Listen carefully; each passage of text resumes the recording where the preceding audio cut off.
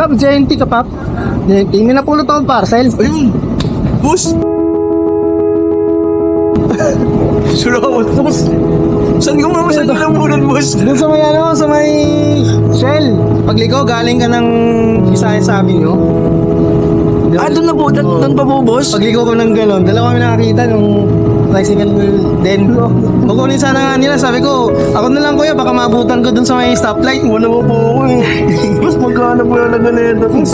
Kaya nga, nung pinay-scan ko dun, maabutan ko na dun sa ano. boss. Gano'n ba?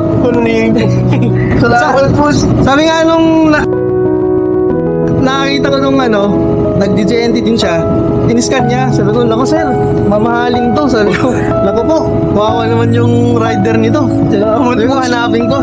Tinignan ko yung address. Baka dito lang siguro yun. Ito po yun eh.